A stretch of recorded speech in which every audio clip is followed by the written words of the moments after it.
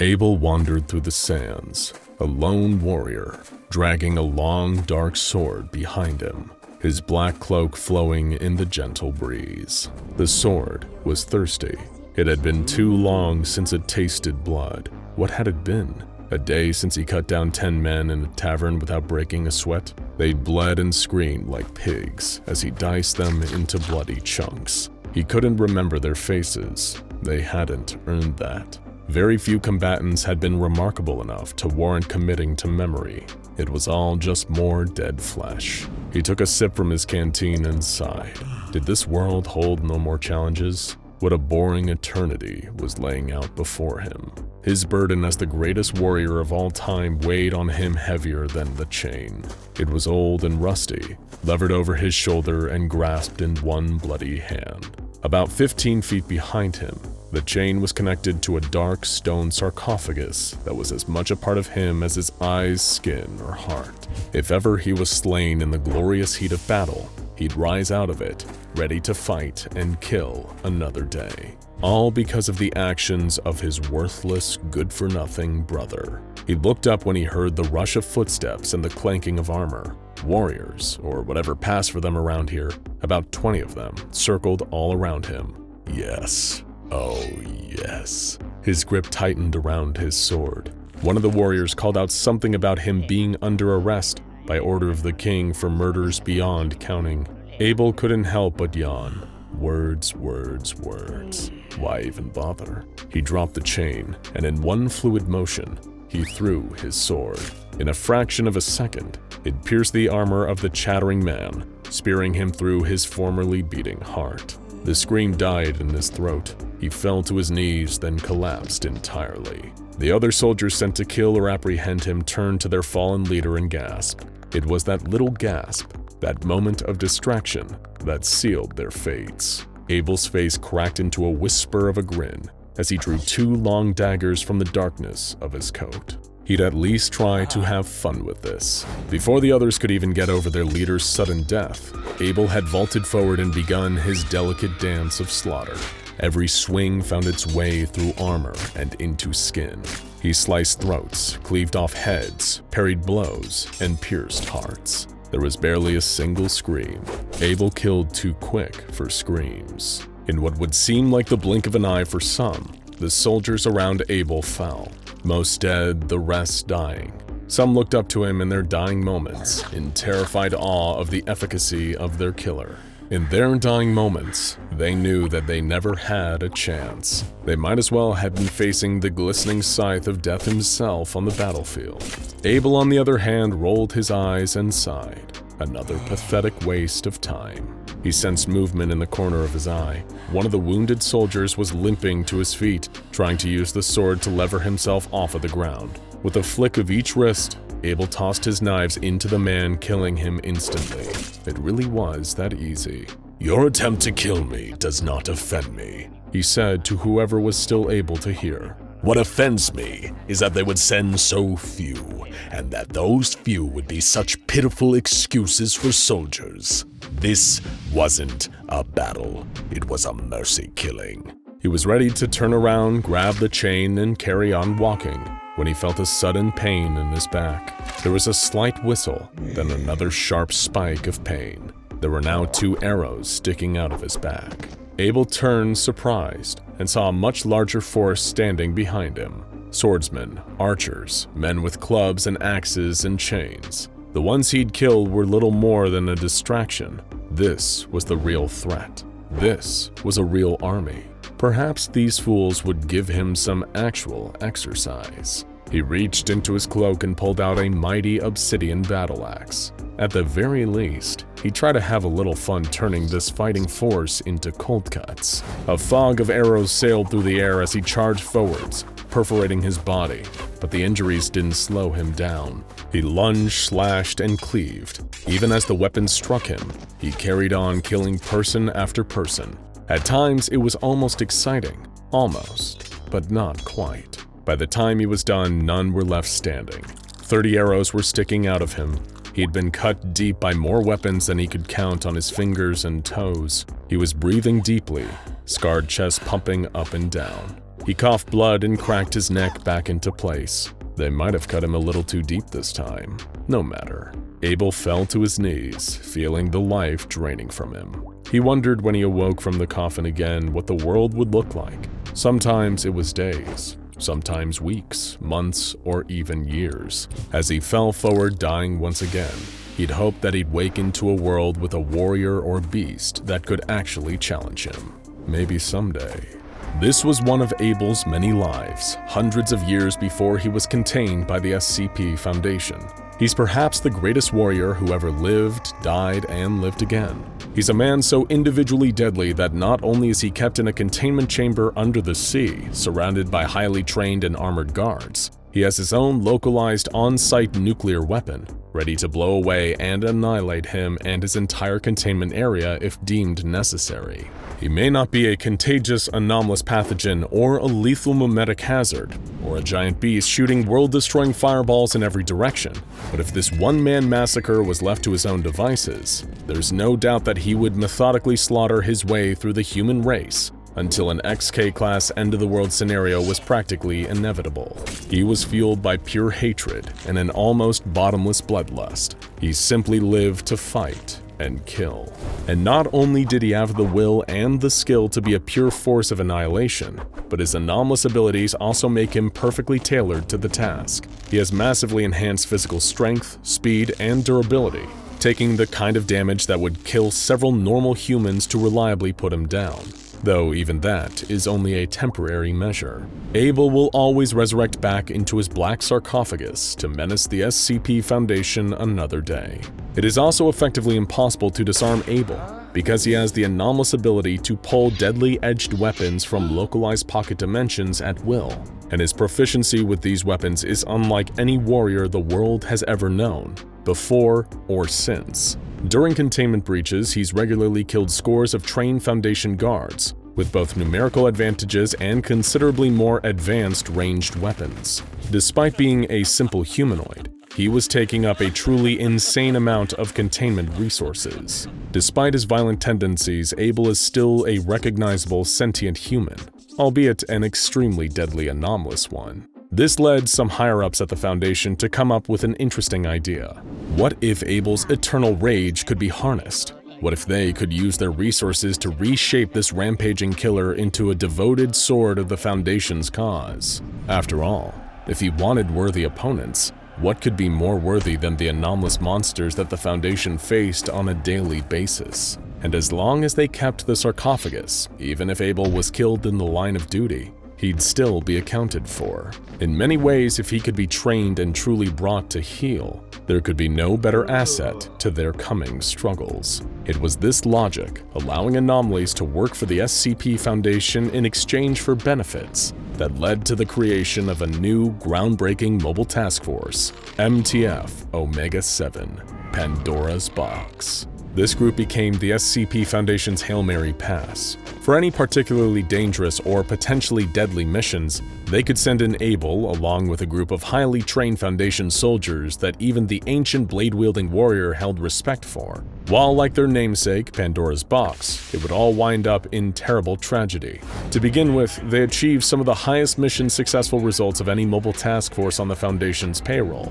No task was too challenging for them to swoop in and crush it. This was far from expected. Abel, one of the most violent SCPs they'd ever contained, suddenly became a great asset to their operations, a vital tool in their quest to keep the anomalous at bay. He cleaved through legions of Chaos Insurgency soldiers during breaches into their secure sites. He fought off well-paid, well-trained, and well-armed bodyguards of Marshall Carter and Dark Limited during Foundation raids on their clandestine operations. He'd even gone toe-to-toe with some of the deadliest anomalies in containment during mass escapes. It was hard to imagine how they'd ever lived without him. Of course, while Abel was happier than he'd had been in years, in his element. In fact, as a working warrior giving varied missions and frequent opponents, there was still something nagging at him. His thoughts were hounded by his white whale, the endless search for a truly worthy opponent, someone or something that could really give him a run for his money. After millennia of leaving opponents dead in his wake, Nothing would bring him more joy than meeting someone that actually knocked him on his ass. A new bar somewhere above him to work towards. Oh, what a glorious day that would be. Eventually, the Foundation started to run into a problem. They were running out of missions to give Abel. After all, he wasn't the kind of operative you could just give any mission to. His potential for collateral damage was truly staggering. He'd neutralize the anomaly, then slaughter everyone within a 100-foot range just to work off some of the excess energy. Like a hand grenade, he was powerful, but dangerously imprecise. If they ran out of high-priority missions, what were they supposed to do? Just put Abel back in his box to gather dust until someone else rolled around? He was getting antsy enough between missions already. That's when an unexpected member of personnel stepped forward, Dr. Jack Bright. You see, Dr. Bright and Abel had a history, and not an altogether pleasant one. Not that anyone could really have a pleasant history with Abel. Jack was only a junior researcher when he had his run-in, carrying a seemingly worthless medallion dubbed SCP-963 back to its containment locker. That's when a wall next to him exploded, showering him with brick fragments and dust, only to reveal Abel standing behind the new aperture. Before young Dr. Bright even had a chance to scream, Abel had already cleaved through him, leaving him in two distinct parts that were both very much dead. At least, it seemed that way, until it was revealed that Dr. Bright's consciousness had actually been eternally bonded with SCP-963, giving him the gift and curse of immortality. Since then, Dr. Bright had become increasingly reckless in his conduct, perhaps hoping that the next time he fades to black, the movie that is his sad, strange life won't just start to roll again. Of course, he hasn't been lucky in that regard yet. Naturally, this has given Dr. Bright complex feelings about his fellow anomalous Foundation employee.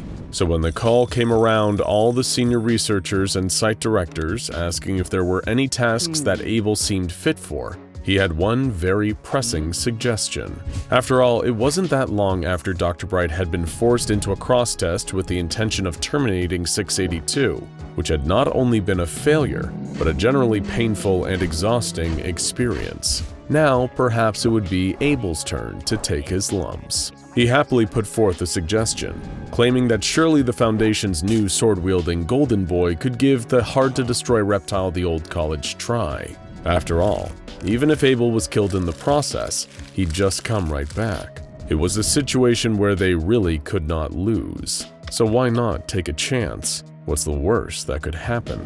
The O5 Council found Dr. Bright's pitch extremely compelling. He succeeded in every mission they'd given him so far, so perhaps he could carry that success into the Herculean task of actually terminating 682. One boundlessly bloodthirsty killer might be the only thing truly capable of taking out another of equal magnitude.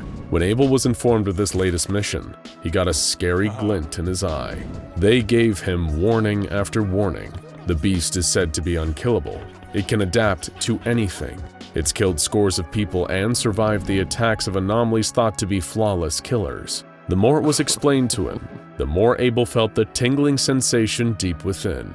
Was this it? Had he now discovered the perfect opponent? Something that would actually challenge him, would actually put him through his paces? Yes, yes, yes. He accepted the mission without question.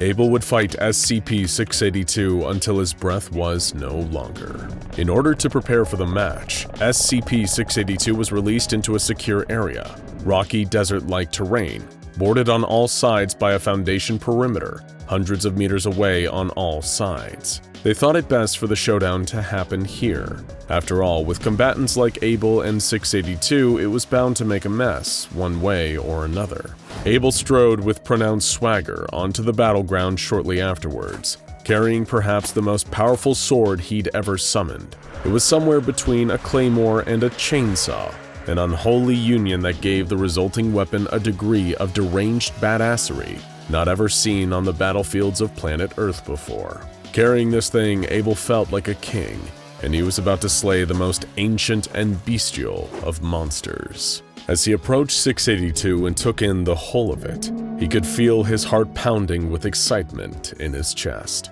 It was a huge reptilian nightmare. He could see its scales hardening into a mighty carapace as he approached. its huge serrated fangs, its bulging sinewy muscles, and insane dagger-like claws. Oh yes, this would be the one. The beast snarled at him as he approached. He just smiled, puffed out his chest, and said, "I have heard tales of creatures like you. Glorious beasts of scale and flesh, talon and fang. A prowess in battle even greater than the immense intellect hiding behind those bestial eyes. They said your kind once ruled the earth from enormous stockpiles of treasure, killing and eating all who displeased you. But you were knocked from your throne one by the great warriors who walk this world no longer, until they were no more, and you became but a mere myth. Even I had thought you to be nothing but fairy tales, but yet here you stand before me, a living dragon." In response to Abel's lofty speech, the monster merely grumbled and chided him, claiming he was little more than a pathetic SCP Foundation lapdog, following orders and being manipulated. It showed no respect for Abel as a valued enemy combatant, merely another nuisance thrown at it in a futile attempt to finish its wretched and seemingly eternal life. Abel couldn't take such insolence. He leapt forwards, bringing down his mighty chainsaw claymore, ready to cleave the beast in two. However, what he didn't expect was the move SCP-682 pulled next, throwing its head up against the blade of Abel's sword, shredding away huge chunks of flesh and bone, and utterly confusing Abel in the process. For the first time in a lifetime of intense battles, Abel found himself thinking, "What the hell am I up against here?" The force of 682's headbutt threw Abel off balance, leaving his stomach briefly exposed, but briefly was all SCP-682 needed. It thundered its massive stony fist into Abel's gut, throwing him like a rag doll into a nearby rock, with such a force that it nearly shattered the rock behind him. It was a force like he hadn't felt in years. He spat some bloody teeth and grinned. This was just what the doctor ordered. He issued a challenge to the beast in a long-dead language as it seized violently, regenerating, growing, taking on the stony qualities of the ground around it. It looked like a vengeful living mountain, a true behemoth of a beast. In other words, challenge accepted. Abel pulled an obscenely giant mace from the shadows of his cloak, the handle 6 feet long with a chaos of swirling blades and spikes. A perfect weapon for slaying a dragon like this, he thought to himself. The two charged at each other, full of power and fury. Abel swung the mace once again, shattering the creature's head and flinging it back across the battlefield with the sheer force of its strike. The decimated lizard clawed its way into the ground, devouring the rocks and the earth, integrating more matter to fuel its regeneration. But it wasn't long before Abel was upon it again, striking mercilessly, giving blows as the monster gave brutal claw strikes in return. They were ripping each other's bodies apart, piece by piece, but Abel felt so exhilarated he could barely even notice. It was the fight of his life, a battle against a truly worthy opponent. This was heaven. Abel leaped into the air and unleashed a volley of deadly chakram down onto the beast, shredding into its reinforced flesh. As the force of gravity brought him down, he pulled a mighty axe from his cloak and bellowed a warrior's roar as he brought it down, splattering into the nightmarish body of SCP-682. However, this did nothing to even slow the beast down. It flipped over, slashing Abel with its claws. When Abel stumbled, it leaped on top of him, unleashing devastating slashes and punches onto the fallen warrior with the speed of a machine gun firing. When it raised its claw to deal with the killing blow, though, Abel once again turned the tables. He produced a giant pair of mechanical scissors from thin air and sliced off both of SCP-682's forelegs. The beast descended with its mighty jaws to devour Abel, but he kicked up with freakish strength behind his bladed boot. The sheer force of the kick flipped SCP-682 onto its back. Now it was Abel's turn to execute his opponent, though on some level he thought it would be an awful shame to lose such a terrific beast from this world of cardboard. Still, a battle is a battle, and this is how they go. He jumped onto 682 and went berserk, slashing into it relentlessly with blade after blade, pulling out a new one every time the old one broke down from his sheer ferocity. He screamed in incoherent battle fury, tearing, slicing, ripping, rending. Yes, yes, yes, yes! As Abel stepped away to breathe, the beast began to regenerate, releasing a shockwave that started to warp reality around it. But Abel wouldn't have this. No, he would give this beast no quarter. It was time to present the true pain he was notorious for. He pulled a long sword from his cloak and charged, taking air and bringing it down towards SCP-682's head. The beast, sensing the warrior's presence, opened its mouth, unleashing a chasm of horrifying teeth within. The two were on a fierce collision course. As the jaws closed, Abel descended. Both roared in infinite rage and bloodlust. Both combatants fell to the ground, just twitching. Oh, what a glorious, terrible day it had been. Neither had died for good, but both would remember this incredible battle forever. When Abel awoke once more in his dark stone coffin, he did so with a smile. What a battle. What a fight. What a truly honorable pursuit. After so long being bored and unfulfilled, he found an opponent that got his blood pumping once more. His stomach grumbled. A post-battle feast was in order. Now where did they put that magic pizza box? Now go check out SCP-682 Ways SCP Foundation Try to Kill Hard to Destroy Reptile, and SCP-073 and 076 Cain vs. Abel for more about the two legendary combatants involved in today's battle.